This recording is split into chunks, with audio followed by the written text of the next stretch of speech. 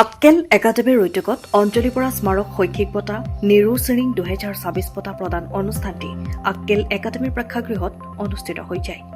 মৰিয়নিৰ সমাজহিতৈষী মহিলা অঞ্জলি বৰা সোঁৱৰণী ন্যাসৰ যোগেদি প্ৰতি বছৰে হাইস্কুল শিক্ষান্ত পৰীক্ষাত কৃতিত্বৰে উত্তীৰ্ণ হোৱা ছাত্ৰ ছাত্ৰীসকলক অনুপ্ৰাণিত কৰাৰ আশাৰে ন্যাসৰ ফালৰ পৰা এক অভিনন্দন কাৰ্যসূচী বিগত দিনসমূহত প্ৰদান কৰি আহিছে। এই বছৰো কুঁৱৰীপুখুৰীস্থিত আক্কেল একাডেমীৰ উদ্যোগত বিদ্যালয়ৰ কৃতিমান ছাত্ৰ ছাত্ৰীসকলক ন্যাসৰ যোগেদি অভিনন্দন আৰু বঁটা প্ৰদান কৰে।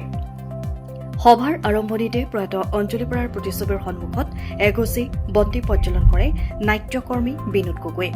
বঁটা প্ৰদান অনুষ্ঠানৰ সভাখনিত সভাপতিত্ব কৰে চিনামৰা মহাবিদ্যালয়ৰ সহকাৰী অধ্যাপক পদ্মেশ্বৰ কাটনীয়ে।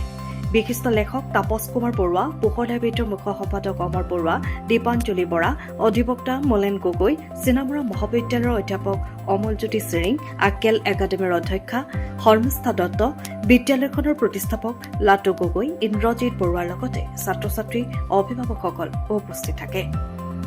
অঞ্জলি বৰা স্মাৰক শৈক্ষিক বঁটাৰ পৰিয়ালৰ হৈ চিনামৰা মহাবিদ্যালয়ৰ অধ্যক্ষ ডঃ অঞ্জন শইকীয়াই কৃতি ছাত্ৰ ছাত্ৰীসকলক উদ্দেশ্যি বক্তব্য আগবঢ়ায়। লগতে অনাগত দিনত শৈক্ষিক ক্ষেত্ৰখনত যাতে আৰু অধিক সফলতা লাভ কৰি দেশ ৰাজ্যৰ এজন সুনাগৰিক হ'ব পাৰে এই কথা উপলব্ধি কৰি আগবাঢ়ি যাবৰ বাবে আহ্বান জনায়। ব্যুৰো ৰিপৰ্ট, পোহৰ লাইব্ৰেৰী।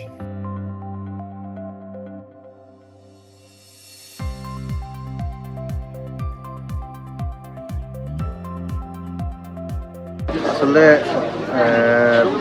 যোৱা 2025 বৰ্ষৰ পৰা আমি মৰিয়নিৰ অঞ্জলি বৰাৰ ন্যাসৰ উদ্যোগত এই আক্কেল একাডেমী কুঁৱৰীপুখুৰীত আমি বঁটা প্ৰদান কৰি আহিছোঁ। 14জনক ইতিমধ্যে এই যোৱা 25 চনতো আমি দিছিলোঁ, এই 26 চনতো দি আছোঁ, 14জনক আমি দিছোঁ। আৰু এই 14জনক দিয়াৰ উদ্দেশ্যটো হৈছে যে মোৰ শাহুগৰাকীৰ স্মৃতিটো জীয়াই থওক আৰু এই আক্কেল একাডেমীৰ যিখন স্কুল, সেই স্কুলখনৰো এটা শৈক্ষিক যাত্ৰাৰ উত্তৰণ হওক।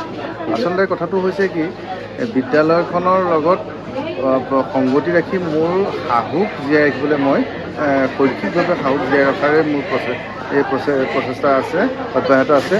আৰু যোৱা 25 চনত আমি এই বঁটা এই বিদ্যালয়ত আৰম্ভ কৰিছিলোঁ আৰু মোৰ আমৃত্যু পৰ্যন্ত এই বিদ্যালয়ৰ যোগেদি এই শাহুৰ এনেধৰণে এই বঁটা প্ৰদানৰ যোগেদি আমি জীয়াই ৰাখিম বুলি মই প্ৰতিশ্ৰুতিবদ্ধ।